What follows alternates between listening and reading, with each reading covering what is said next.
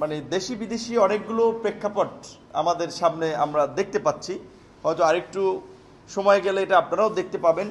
এবং সবচেয়ে বড় যে বিষয়টি, রাজনৈতিকভাবে আপনি একটা বিষয় লক্ষ্য করেন যে এখন তো আমরা যারা আছি সবাই আমরা গণ অভ্যুত্থানের পক্ষের শক্তি বলছি, সেই শক্তিগুলোর মধ্যে যে প্রচণ্ড বিভাজন, তো এই বিভাজন যদি জারি থাকে তাহলে আর কিচ্ছু লাগবে না। এই বিভাজনই নির্বাচন পেছানোর জন্য এবং নির্বাচনকে অনিশ্চিত করে দেওয়ার জন্য যথেষ্ট।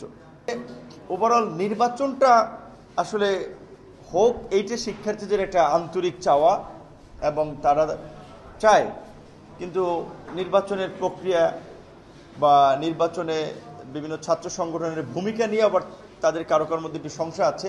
এবং ভাইস চ্যান্সেলর স্যারের সাথে কথা বলেছি, উনি তো খুব পজিটিভ যে উনি নির্বাচন দেওয়ার জন্যই উনি তফসিল দিয়েছেন এবং উনি এটা চান।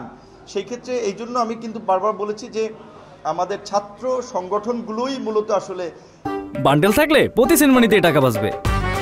বিকাশ সেনমানি বান্ডেল কিনে জিতুন প্রতি লেনদেনে। এইখানে একটা প্রধান ভূমিকা পালন করতে হবে। তারা যদি সহযোগিতা করে তাহলে তাদের সহযোগিতা পেলে তো বিশ্ববিদ্যালয় প্রশাসন আসলে এড়াতে পারবে না। তারা যদি নির্বাচন চায়, আমার মনে হয় না যে বিশ্ববিদ্যালয় প্রশাসন এড়াতে পারবে।